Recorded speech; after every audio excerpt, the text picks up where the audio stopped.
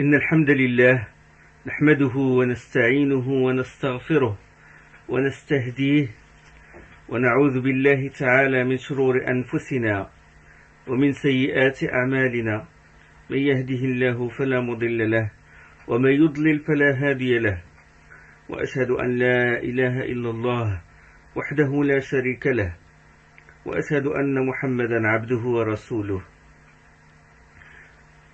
أما بعد، فإن أصدق الحديث كتاب الله تعالى، وخير الهدي هدي محمد صلى الله عليه وسلم، وشر الأمور محدثاتها، وكل محدثة بدعة، وكل بدعة ضلالة، وكل ضلالة في النار.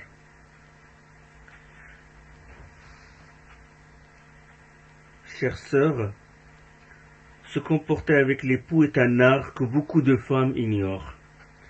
Et je dis aux deux époux, si l'un de vous est un ange avec son bon caractère et sa douceur, cela ne suffira pas.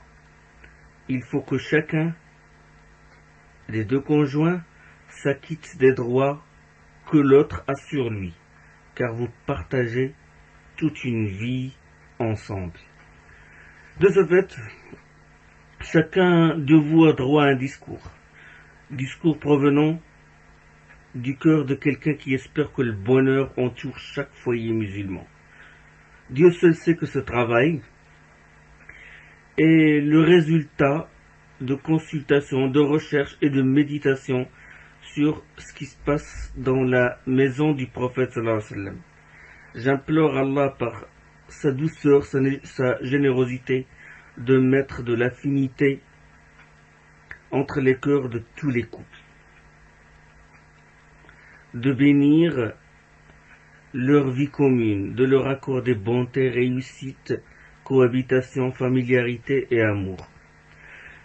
Le discours d'aujourd'hui est un message adressé à toute épouse musulmane qui aspire au bonheur et à la réussite de sa vie avec son époux, à toute épouse qui cherche une solution efficace à ses problèmes au sein de son foyer.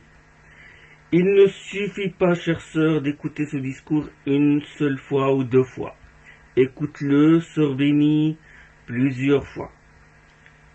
Garde-le chez toi, car tu en auras besoin. Recommande-le à toute sœur chez qui tu sens qu'il en a besoin. Je ne prétends pas la perfection, car seul le prophète sallallahu alayhi wa sallam est impeccable. Seul le prophète sallallahu alayhi wa sallam est préservé de l'erreur. Cependant, j'ai tâché de puiser les leçons dans la maison du prophète sallallahu alayhi wa sallam. Tout ce qui est juste dans ce discours vient de Dieu, et toute erreur vient de mon âme faible et de Shaitan et de Satan. Et Allah et son envoyé sont innocents de toute erreur. La femme, parce qu'Allah lui a donné comme beauté, douceur, tendresse, a réussi à séduire beaucoup d'hommes. Et l'histoire en témoigne. Le prophète sallallahu alayhi wa sallam a dit dans le hadith rapporté par Al-Bukhari et Muslim, suivant Osama ibn Zayd radiyallahu anhu, je n'ai pas laissé après moi de tentation plus néfaste pour les hommes que les femmes. ما تركت فتنة بعدي أضر على الرجال من النساء. ما تركت فتنة بعدي أضر على الرجال من النساء. Et le trio a dit, subhanahu wa ta'ala, on apparaît aux yeux des hommes, on apparaît aux yeux des humains l'amour des objets de désir. زين للناس حب الشهوات. On apparaît aux yeux des humains l'amour des objets de désir. Les femmes, les fils, les monceaux qu'on amoncelle d'or et d'argent, les chevaux blasonnés, les troupeaux, le labour. زين للناس حب الشهوات من النساء والبنين والقناطير المقنطرة من الذهب والفضة والخيل المسومة والأنعام والحرث, comme a dit Allah dans sourate Al-Imran. Donc Allah a mis la femme la première dans la liste de ce qu'il apparaît aux yeux des hommes.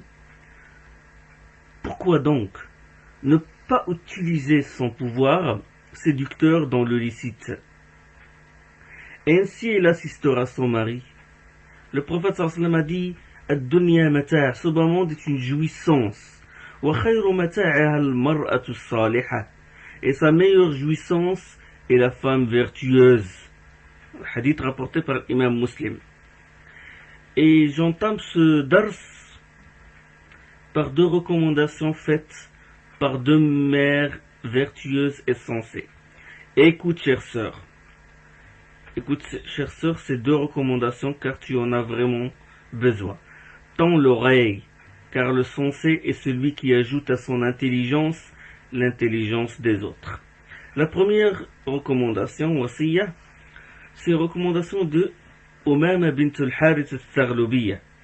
Umama bint al-Harith est l'une des femmes les plus nobles de l'Arabie, connue par ses maximes dans la noblesse du caractère et ses bons conseils. C'est une femme sage. À l'occasion du mariage de sa fille, Iyas bint Auf, elle lui fit cette recommandation. Il lui a dit: petite fille, si c'est parce qu'une personne jouissait d'une noblesse héréditaire, ou bien il est porté par un bon caractère qu'on se passerait de lui donner des conseils, je serai la première à s'en passer. Ce n'est qu'un rappel au sensé et un avertissement à l'insouciant. Ma petite, s'il n'y avait deux raisons pour une fille de se passer du mari que le seul fait que ses parents lui suffisent, tu serais celle qui se passerait le plus largement de lui. Mais nous sommes créés pour les hommes, tout comme ils sont créés pour nous. Ma petite, tu as quitté le pays où tu es né, et la demeure où tu as grandi, vers un endroit que tu ignores, et un compagnon auquel tu n'es pas habitué. En te possédant, il est devenu ton roi. Sois donc pour lui une femme obéissante. Il se soumettra à toi. Garde dans ta mémoire 10 vertus. Elles te seront utiles. La première, lui tenir compagnie, en étant contente de ton sort, car c'est en cela que réside la tranquillité de l'esprit. La deuxième, la bonne attitude consiste à l'écouter et à lui obéir convenablement, car cela engendre la satisfaction d'Allah. Troisième, scruter ce qui attire son regard et les choses auxquelles son nez est sensible, qu'il ne voit pas en toi ce qui le déplaît et ne sent en toi qu'une odeur agréable. La quatrième, le khol, l'antimoine, ce qu'on applique sur les yeux. Le khol est l'eau. Sache que le khol, c'est-à-dire l'antimoine, est le meilleur produit de beauté disponible.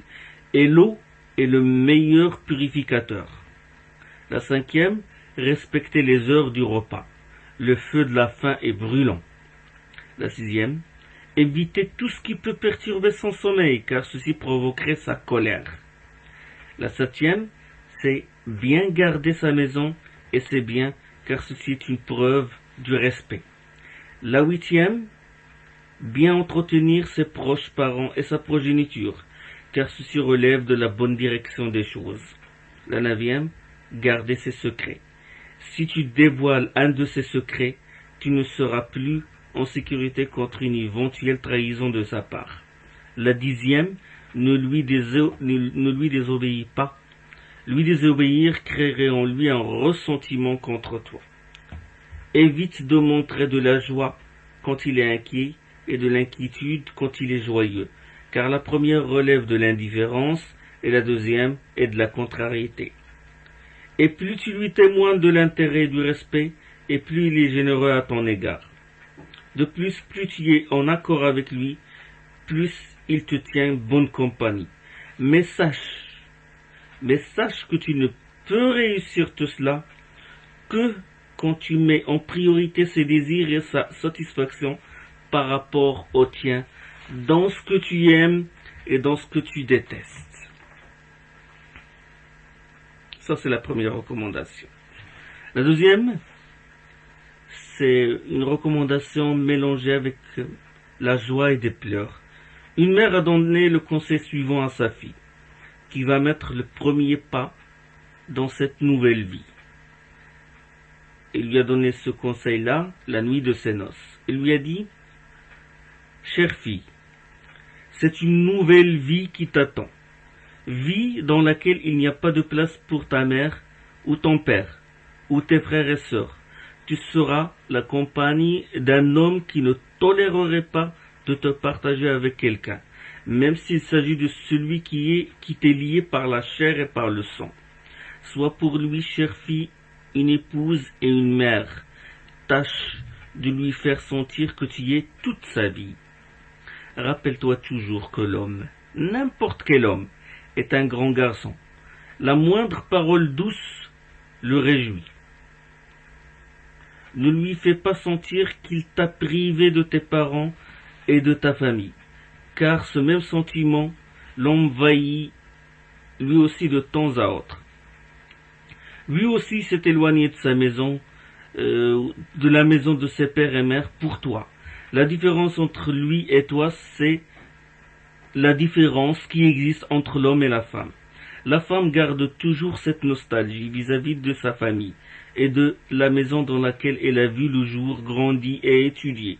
Mais il faut qu'elle s'habitue à sa nouvelle vie. Il faut qu'elle rende sa vie en harmonie avec celle de cet homme qui est devenu pour elle un mari, un gardien et un père pour ses enfants. Telle est ta nouvelle vie, tel est ton présent et ton avenir. Tel est le foyer que tu vas fonder avec ton mari. Quant à tes pères et mères, ce n'est que du passé. Je ne te demande pas d'oublier tes pères et mères, ni tes frères et sœurs, car ils ne t'oublieront jamais, ma bien-aimée. Comment une mère puisse oublier la chair de sa chair? Mais je te demande d'aimer ton époux, de vivre pour lui. Et je veux que tu vives heureuse en sa compagnie. Voilà. De bonnes recommandations faites par deux mères sensées.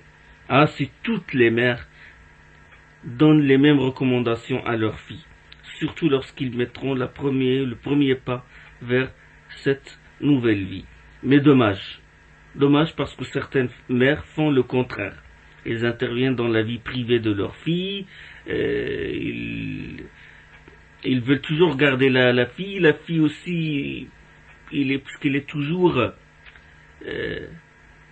attachée à sa famille. Bon, tous les secrets qu'elle a, tous les secrets de son mari, elle les livre à sa mère, et ça ce n'est pas bon, parce que ça y est, maintenant c'est une nouvelle vie qu'il entame. Il a des devoirs et il a des droits. Comment se comporter avec l'époux?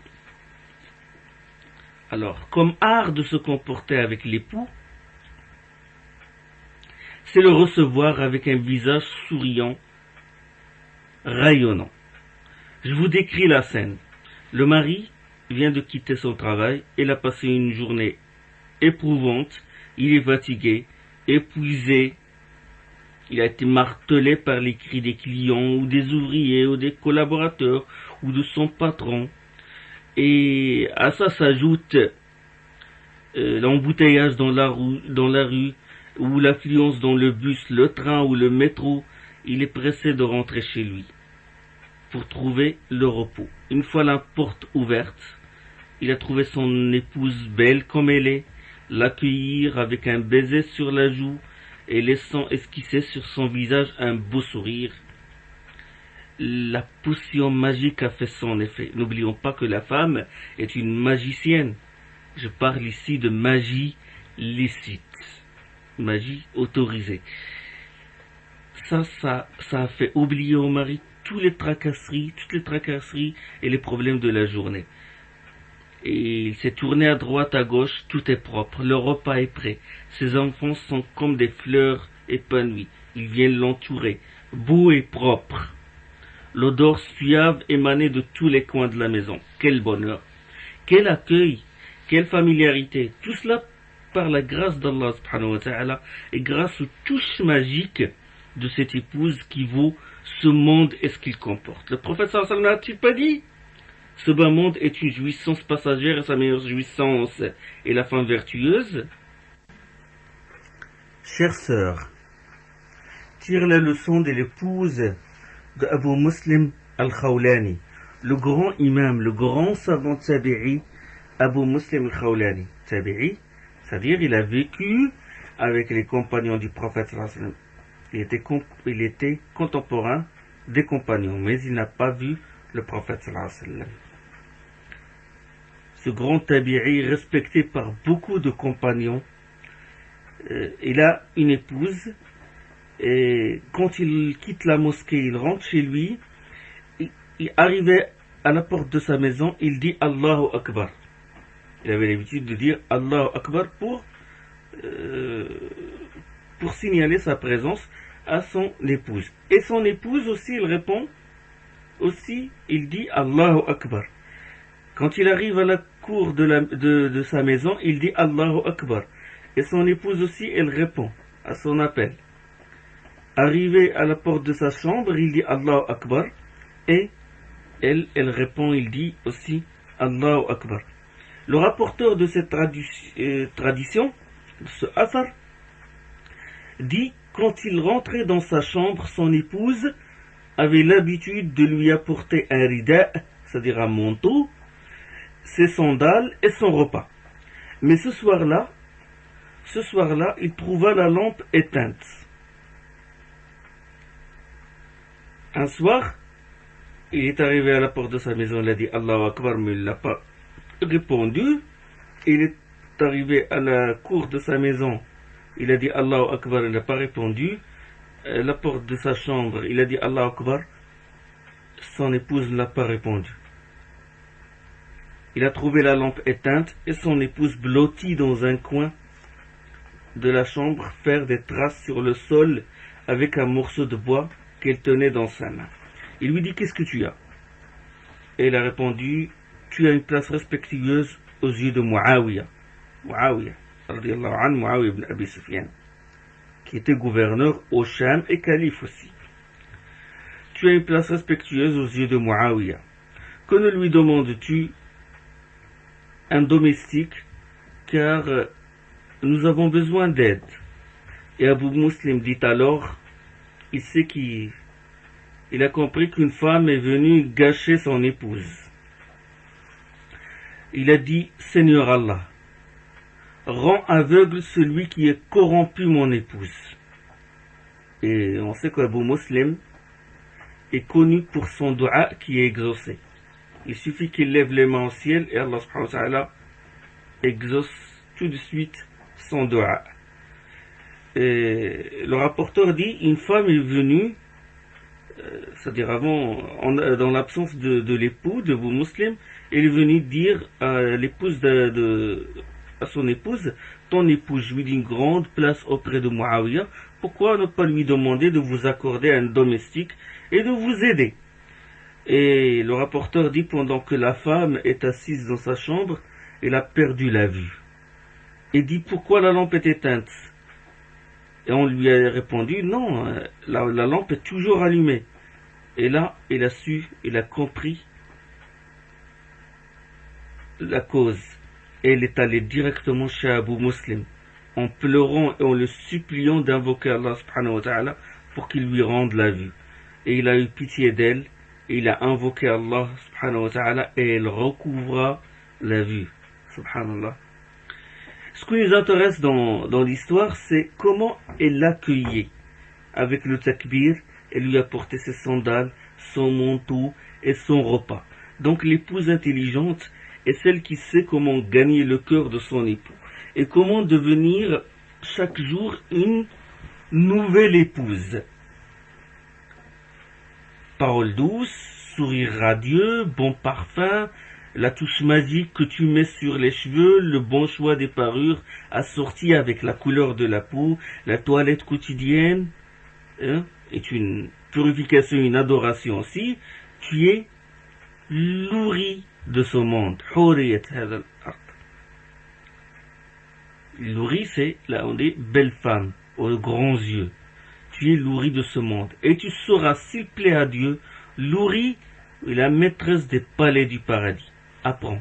Apprends seulement du Coran les qualités des ouris. Rivalise avec elle, fais assaut, en vue de gagner le cœur de ton époux, et rends sa vie un paradis si tu espères vraiment, ou si tu aspires vraiment au paradis de l'au-delà. Si tu rends la vie de ton époux un paradis, Allah subhanahu wa ta'ala t'accordera le paradis dans l'au-delà. Une autre scène maintenant, mais là, sans commentaire. Le mari, il rentre chez lui. Les cris les tracasseries du travail, l'embouteillage et tout ça le martèle dans sa tête. Il rentre chez lui, les jouets et les vêtements des enfants éparpillés dans tous les coins de la maison. Les enfants l'accueillaient avec les cris, les vêtements sales, une odeur désagréable se dégage d'eux. L'épouse, il le reçoit avec un visage crispé, avec des cris, des plaintes. Le repas n'est pas prêt. Il a voulu se reposer. Et dès qu'il s'apprêtait à s'affaisser sur un fauteuil, l'épouse s'écria « Attention, attention, le biberon !» Dès qu'il a voulu changer de place, il a voulu changer de place, et là il crie « Attention, les lunettes de ta fille !» Attention, les couches de l'enfant. Il a voulu se reposer sur son lit. Son lit est sale. Il a voulu faire la prière, le tapis aussi, il y a des choses dessus.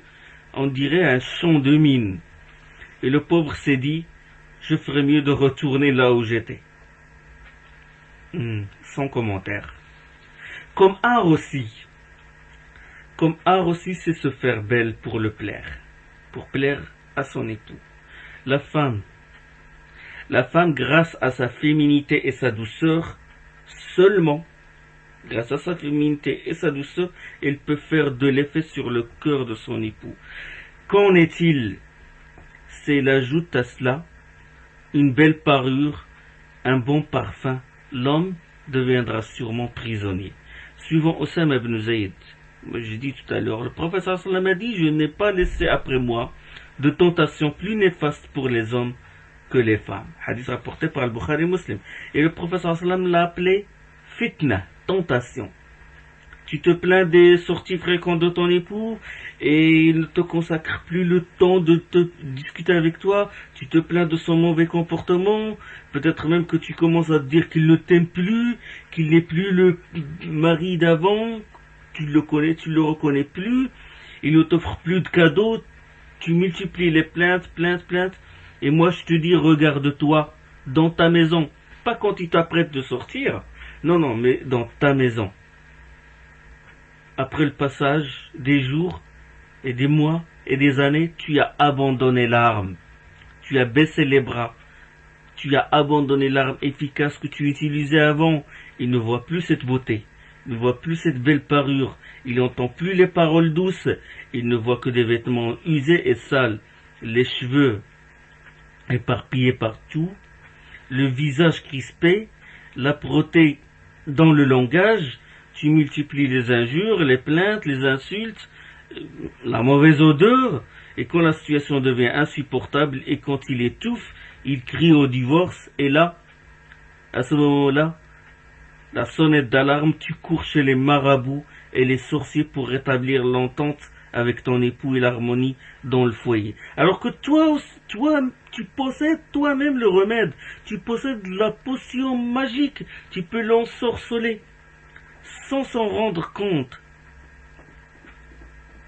Mais tu n'en négliges. Allah a dit le Très-Haut dit quoi? C'est être, parlant de la femme, c'est être élevé au milieu des parures. La femme, elle est élevée au milieu. Allah subhanahu wa ta'ala, il a mis dans son cœur l'amour des parures, l'amour des bijoux. Pourquoi tu n'utilises pas cette arme-là? Cette potion magique. Beaucoup d'époux, écoute chère sœur, beaucoup d'époux aujourd'hui disent qu'ils ne voient plus la beauté de leurs époux. Ils ne la voient que quand elles sortent ou quand elles sont invitées dans une fête. Ils ne voient pas dans la maison. C'est à l'extérieur qu'ils voient la beauté de son époux. Ils la voient plus belle qu'ils s'imaginent. Jusqu'à lui dire des fois, ébahi, où caches-tu tout cela? Et à ce moment-là, il lui répond en riant, oh, toi tu n'es pas étranger. Subhanallah. Subhanallah, cher pour le mari, gratuit pour les étrangers. une excuse qui n'est autre qu'un prétexte venant de Satan, une excuse pire que le péché lui-même. Subhanallah. Allah subhanahu wa ta'ala, il a voulu, le prophète sallallahu alayhi wa sallam, ils ont fait des recommandations aux femmes pour attirer, pour faire plaire à leur mari dans la maison. Ils doivent utiliser cette arme, cette beauté, ces choses-là qui les distinguent des hommes comme arme pour attirer leur mari et pour renforcer les liens avec eux. Et là, cette arme, il l'utilise à l'extérieur. Le contraire.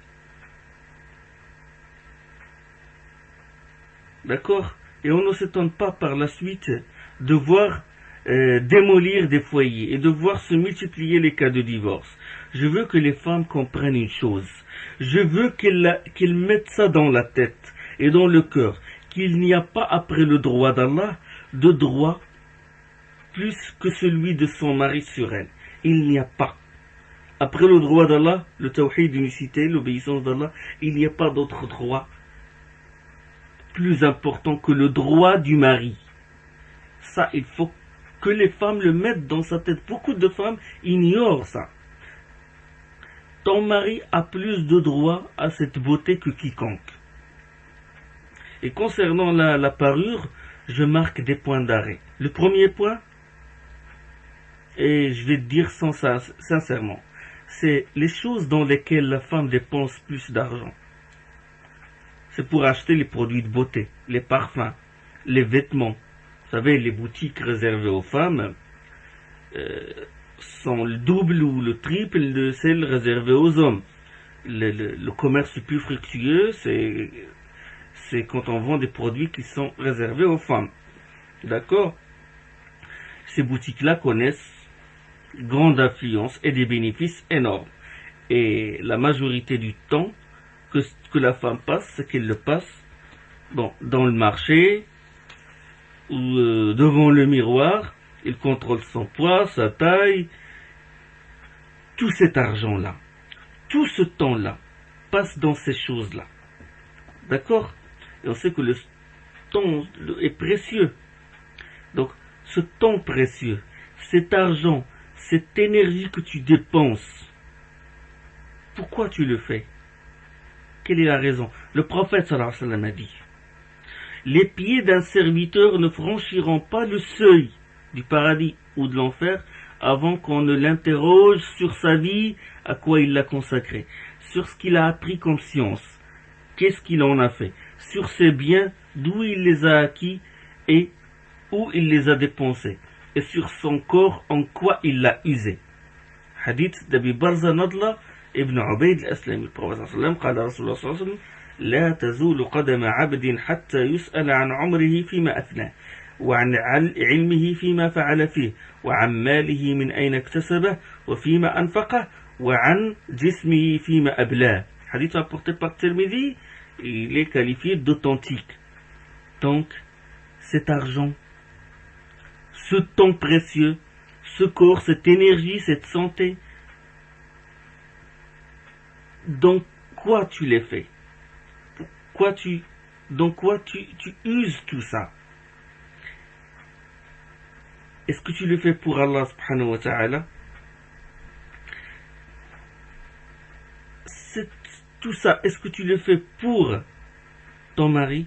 Est-ce que ton mari a une part dans tout cela? Si lui n'a aucune part dans cela, alors pour qui elle fait ça? Pour qui tu fais ça?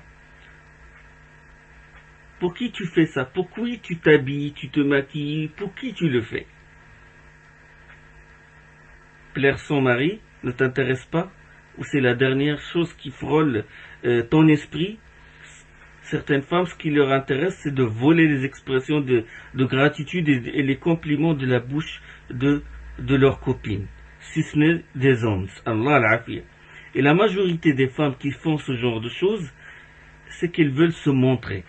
Sincèrement, une femme qui use ses efforts, son temps, son argent, sa santé, parce que même ce corps, certaines femmes, elles malmènent leur corps pour devenir minces et pour plaire aux autres.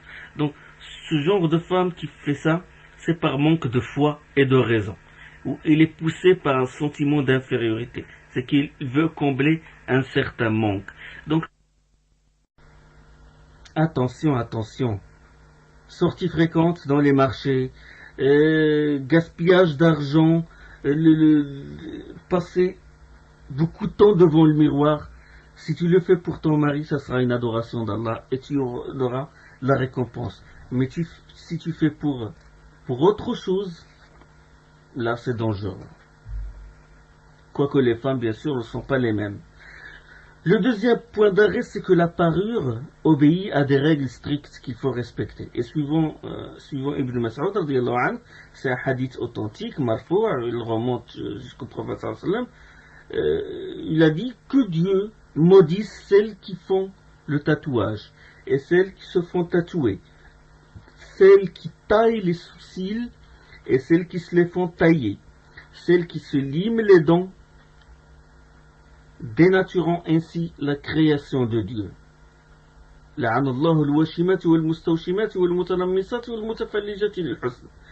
Et dans un autre hadith, c'est-à-dire celle qui s'éclaircit la peau. Dieu a maudit celle qui rend sa peau claire par les maquillages, par des traitements spéciaux. Donc, ça c'est interdit. Aussi, si dans cette parure, elle essaie de ressembler aux mécréants, aux kuffars, ou aux hommes, ou si elle porte un vêtement qui attire l'attention, un vêtement de notoriété. Même un hijab, mais si ce hijab vraiment il attire, il est brillant, ou une couleur qui attire l'attention, il est interdit. Donc tout cela est illicite. Le prophète sallallahu alayhi wa sallam a dit, celui qui porte un vêtement qui attire les regards, Dieu le lui fera porter le jour de la résurrection et le brûlera dans le feu de l'enfer. Hadith rapporté par Abu Daoud dans ses Sunan, et il est authentique. Il est aussi illicite de se faire une beauté pour séduire les étrangers, ou pour aller à une fête, ou aller au marché. Tout cela est interdit. Il attire la colère d'Allah. Donc il ne faut pas oublier une chose, c'est que le meilleur produit de beauté, c'est le siwak. Comme a dit le prophète sallallahu alayhi wa sallam, bon nettoyeur pour la bouche, et il apporte la satisfaction de Dieu pour la bouche. Et maintenant, les médecins ont découvert beaucoup de vertus dans le siwak. Produit de beauté, un autre produit de beauté, les ablutions. Le wudu, vous savez ce que ça veut dire les ablutions? En langue arabe, c'est quoi? C'est wudu. Mais le terme wudu vient de quoi, wudu? Wudu vient du terme wada'a. Wada'a, ça veut dire quoi? On dit une personne est wadi. Wadi, ça veut dire beau. Donc, le fait de laver le visage 5 fois, de faire les ablutions, ça rend la personne belle. La prière aussi, ça rend la personne belle. Le prophète sallallahu alayhi wa sallam a dit dans hadith de Muslim, la prière est une lumière. La prière est une lumière. Et Allah subhanahu wa ta'ala dans le Coran, il dit Simahum fi wujuhim min athar as-sujud. Il porte comme un signe sur le visage la trace de la prosternation. Donc le visage est illuminé grâce à la prosternation, comme dit Allah subhanahu wa ta'ala dans Surah 48 et le verset 29. Et en général, toutes les adorations donnent une beauté et un éclat au visage. Le prophète sallallahu alayhi wa sallam a dit, dans un exemple, adoration comme par exemple la da'wa, propager le message, ça rend beau. Comment ça rend beau? Le prophète sallallahu alayhi wa sallam dit que Dieu fasse resplendir de beauté quelqu'un qui a entendu quelque chose de ce que nous avons dit et l'a transmise tel qu'il l'a entendu. Hadith rapporté par Tirmidhi, et c'est un hadith authentique selon Ibn Mas'ud.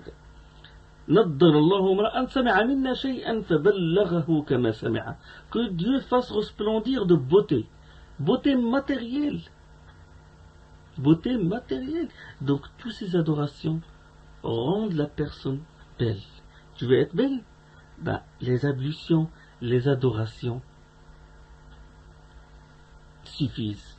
Et ça, on le voit. Quand une fille qui était avant dans le Jahiliya, dans perversité, et quand elle se repent et porte le hijab et se conforme sincèrement aux prescriptions de l'islam, son visage, subhanallah, il éclate de beauté. Il y a une lumière qui se dégage d'elle. Il y a une lumière, subhanallah, c'est une vraie perle. Mais attention, quand une sœur dévie de la voie, il y a des sœurs qui, Allah al-Afiyah, qui tournent le dos, ils dévient de la voie, ils abandonnent la prière ou ils abandonnent le hijab, leur visage, ajib, il s'obscurcit. Et là, si Allah subhanahu wa ta'ala, il enlève cette beauté, cet éclat, tu ne peux pas le retrouver. Ça y est. Même si tu essaies d'y remédier avec les maquillages les plus chers sur terre, même si tu multiplies les peintures, tu ne peux plus retrouver cet éclat et cette beauté-là. Comme art également, comme art dans le comportement avec l'époux, c'est d'être joyeuse, douce, séduisante dans ses manières. Écoute, chère sœur, la majorité des jeunes garçons, des hommes qui veulent se marier, ils disent je veux qu'elle soit joviale. Car par ses paroles douces, ses sourires radieux, sa légèreté, elle emplit le foyer de bonheur, elle casse la routine. Rappelle-toi bien ce qu'a dit le prophète sallallahu alayhi wa sallam à Jabir lors du retour d'une expédition. Il lui a dit pourquoi pas une jeune fille avec qui tu jouerais et qui jouerait avec toi, que tu ferais rire et qui te ferait rire. Donc l'un des objectifs du mariage, c'est comme ça, c'est jouer avec l'épouse et de la faire rire, et vice versa. Car ce geste-là, par ce geste-là, elle attendrit le cœur de son époux et il le possède, de sorte qu'il ne regarde pas une autre personne, il ne regarde qu'elle. Un jour, le prophète sallallahu alayhi wa sallam a eu en lui un ressentiment contre Safiya. Oui, c'était lors du retour d'un voyage, et puis il a trouvé Safiya mécontente, et il lui a dit qu'est-ce que tu as, il l'a vu en train de pleurer, et le prophète sallallahu alayhi wa sallam a commencé à essuyer ses pleurs par sa main noble. Et il lui a dit qu'est-ce que tu as, et il lui dit tu m'as fait porter sur une chamelle qui est très lente. Elle m'a laissé derrière. Et le prophète sallam a essayé de la consoler et de la faire taire, mais il n'a pas cessé de pleurer. Le prophète sallam, il a eu un ressentiment contre elle et s'est mis en colère. Et là, Safiya, il a voulu rétablir la chose, son épouse, et il a dit à Aïcha radiyallahu anha, peux-tu rendre l'envoyé de Dieu sallallahu alayhi wa sallam content de moi et je t'offre ma journée. C'est que le prophète sallallahu alayhi wa sallam, il partage chaque jour il le consacre à une de ses épouses, chaque jour et chaque nuit. Et Aïcha, il a dit d'accord. Et quand il fait Aïcha radiyallahu anha, ben, il a mis un voile et il l'a parfumé avec du safran et il l'a aspergé d'eau, il l'a aspergé pour que l'odeur s'exhale mieux. Et il entra chez le prophète sallallahu alayhi wa sallam et s'approcha doucement de lui. Et le prophète sallallahu alayhi wa sallam lui dit, écarte-toi de moi, Aïcha, ce n'est pas ton jour. Et il a dit, radiyallahu anha, il a dit, telle est la grâce de Dieu, il en gratifie qui il veut. Telle est la grâce de Dieu, il en gratifie qui il veut. Et il lui a fait part de ce que Safiya lui a dit, et le prophète sallallahu alayhi wa sallam, il a fini par agréer Safiya radiyallahu anha. Ce hadith il est rapporté par Ibn Majah, il est qualifié d'authentique par Cheikh Albani dans l'Irwa, c'est-à-dire dans son ouvrage Irwa al-Ghalil. Donc tire la leçon de l'éducatrice des hommes et des générations, Aïcha radiyallahu anha. Coquetterie, c'est parfumé, elle s'est approchée du prophète sallallahu alayhi wa sallam, c'est ainsi que tu posséderas le cœur de ton époux et le rendre prisonnier de toi. Gloire à celui qui a mis dans la femme ce pouvoir magique. Et c'est pour cela que dans la nuit des noces, lors de la première rencontre et le premier toucher, à l'homme de faire cette invocation. Le prophète sallam a recommandé à l'homme de faire l'invocation suivante. Seigneur Allah, accorde-moi sa bonté et la bonne nature selon laquelle tu l'as créé. Que mon refuge soit en toi contre sa mauvaiseté et la mauvaise nature selon laquelle tu l'as créé. Allahumma inni as'aluka khayraha wa khayra ma jubilat alayhi wa a'udhu bika min sharriha wa sharri ma jabaltaha alayhi. Hadith rapporté par Muslim. Mauvaiseté, c'est-à-dire mauvaise humeur. ingratitude, âpreté, plaintes multiples, étroitesse, crispation dans le visage, blottissement sur soi-même, amertume, réplique sévère, changement brutal de tempérament. Que notre refuge soit en Allah contre cette mauvaiseté. يقول الله سبحانه وتعالى, Allah subhanahu wa ta'ala dit que nous devions faire l'invocation suivante: ربنا هب لنا من أزواجنا وذرياتنا قرة أعين وجعلنا للمتقين إماما.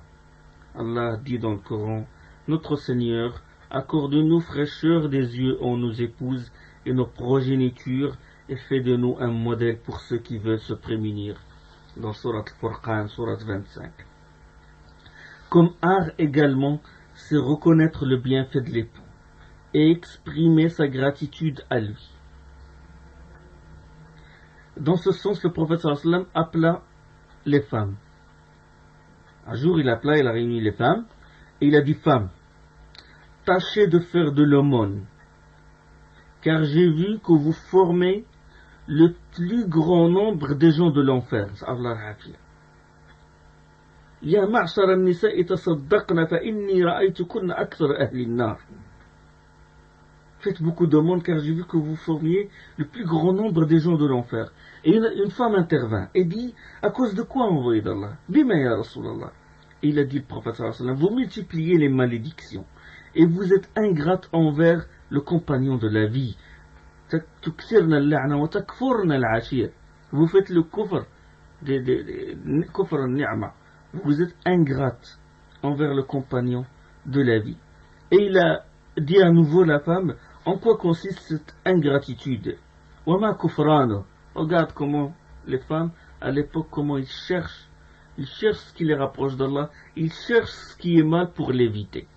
Et le prophète sallallahu alayhi wa sallam a dit: si tu agis bellement envers elle toute ta vie et qu'elle voit un jour en toi une négligence, minime soit-elle, elle dit: je n'ai jamais vu en toi quelque chose de bien. قال لو أحسنت إلى إحداهن الدهر ثم رأت منك شيئا قالت ما رأيت منك خيرا قط. C'est un hadith rapporté par le Bukhari. Et attention à cette ingratitude.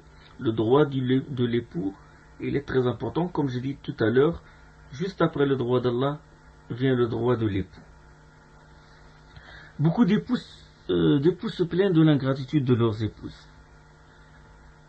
Ils disent: je fais tout pour la rendre heureuse, je lui achète des cadeaux, je la fais sortir, on se promène, sans jamais entendre d'elle moindre remerciement. Rarement, et si elle le dit, c'est en marmonnant. On dirait que subhanallah, on a perverti, on a changé l'esprit des gens, les hommes et les femmes, et par la télé, la vidéo, tous les moyens, ils ont perverti, ils ont changé les esprits, ils ont changé la culture, au point que l'homme, il se croit, les deux époux, ils se croient qu'ils sont sur un ring, en train de boxer l'un l'autre, et que il ne faut pas que l'un d'eux baisse la garde parce qu'il va recevoir le coup de l'autre. C'est comme ça qu'ils nous font montrer la vie conjugale, les ennemis de l'islam, alors que c'est le contraire dans notre religion. La reconnaissance est très importante. Suivant Abdullah ibn Amr ibn al-As, le messager d'Allah sallallahu alayhi wa sallam, le prophète sallallahu alayhi wa sallam a dit: لا ينظر الله تبارك وتعالى إلى امرأة لا تشكر زوجها وهي لا تستغني عنه. Allah le Très-Haut ne regarde pas.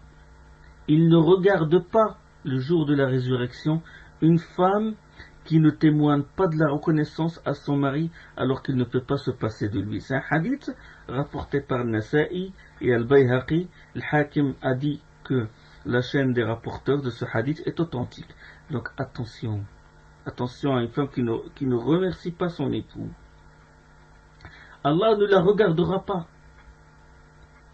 C'est-à-dire, il se désintéressera d'elle. Ce n'est pas qu'il va l'oublier, ça veut dire qu'il va la mettre à l'écart. À Dieu ne plaise.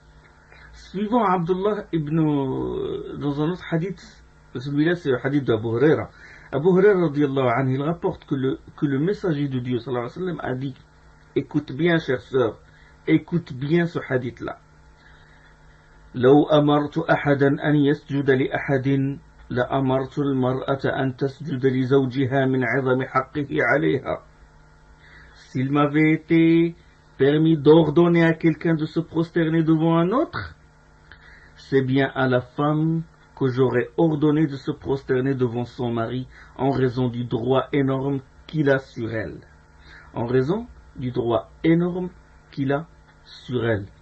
La suite du hadith. ولا تجد حلاوة الإيمان حتى تؤدي حق زوجها. Elle ne trouvera la douceur de la foi que si elle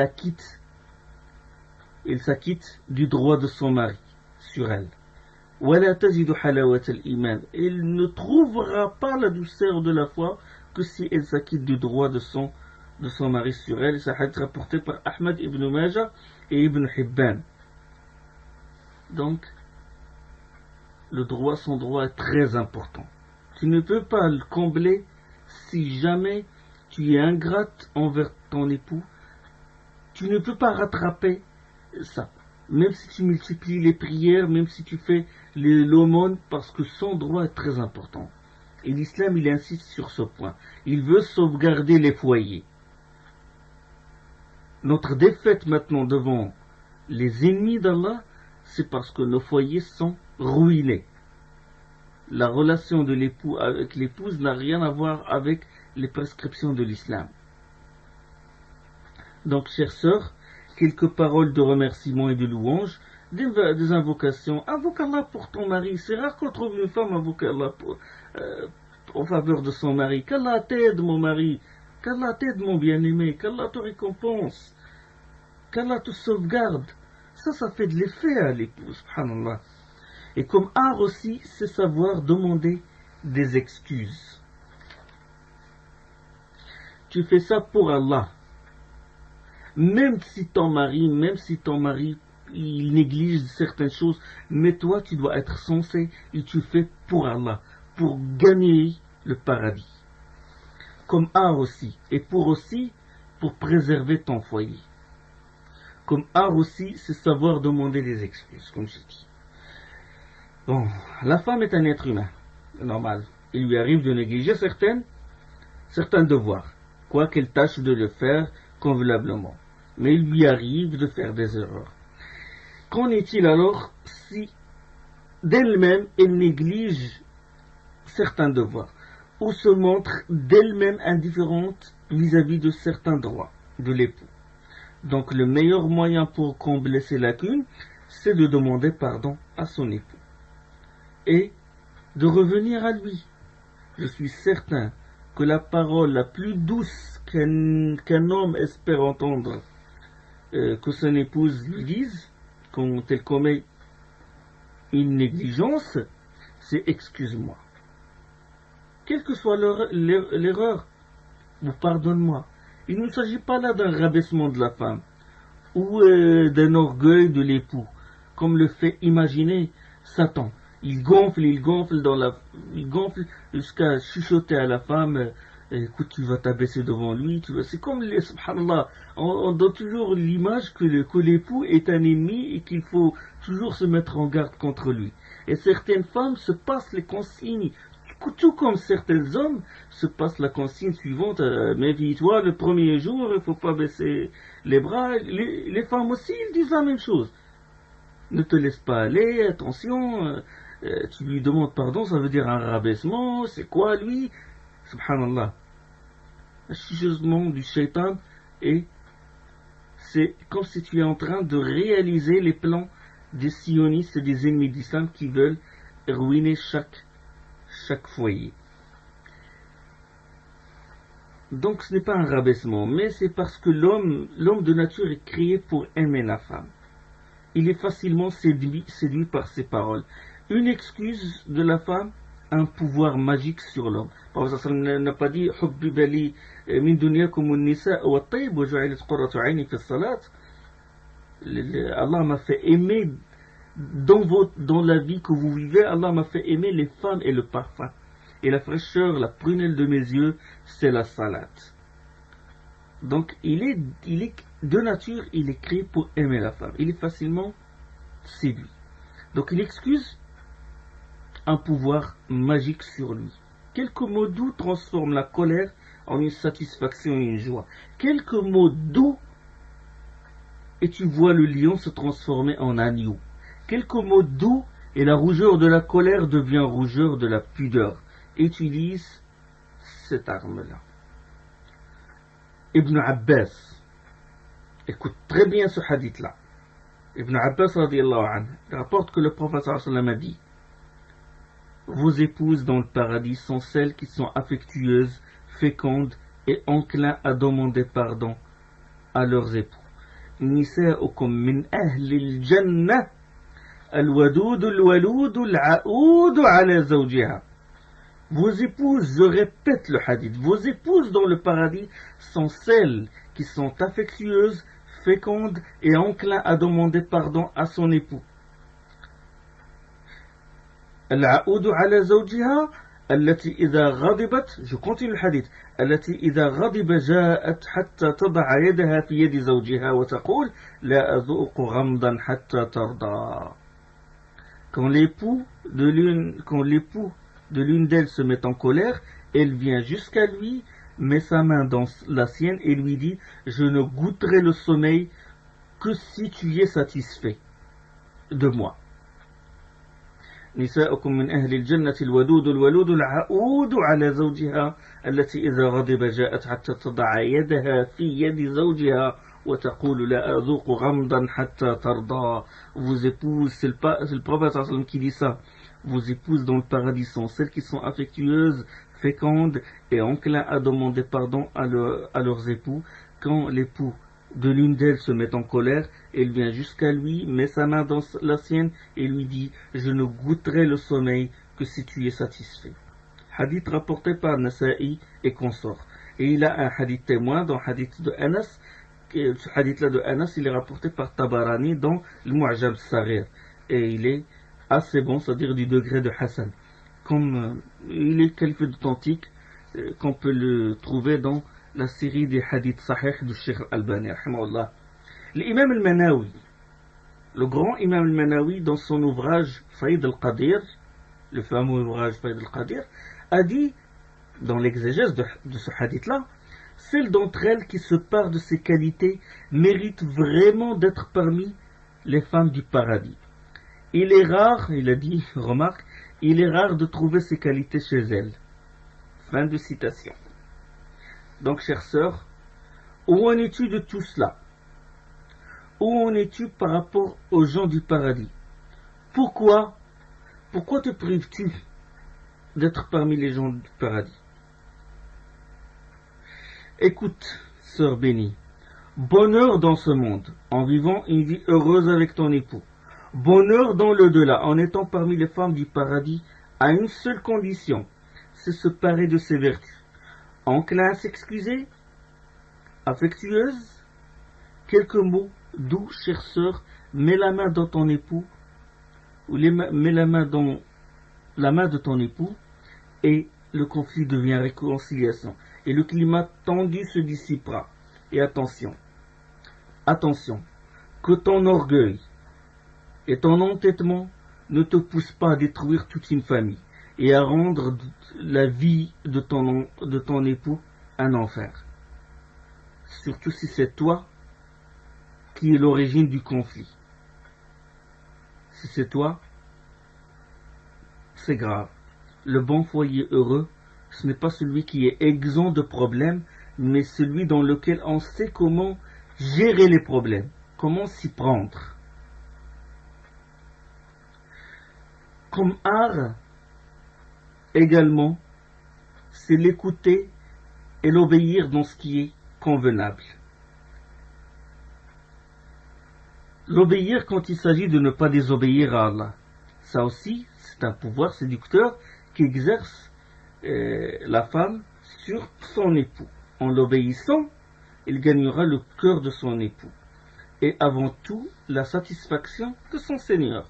L'obéir se trouve au sommet des adorations. Écoute bien, obéir à son époux se trouve au sommet des adorations. Et il est lié à la salat et au jeûne. L'obéissance de l'époux est liée directement à la prière et au jeûne. Suivant Abdurrahman ibn Auf, je donne toujours des preuves dans le Coran, dans la tradition authentique du prophète sallallahu alayhi wa sallam, pour que tu sois convaincu de ça. Le prophète sallallahu alayhi wa sallam a dit, si la femme fait ses 5 prières, jeûne sans mois, préserve son sexe et obéit à son mari, il lui sera dit, rentre au paradis par la porte que tu désires. إذا صلت المرأة خمسها وصامت شهرها وحفظت فرجها وأطاعت زوجها قيل لها ادخل الجنة من أي أبواب الجنة شئت. Quel mérite, quelle grâce de Dieu. Seulement applique ces choses-là.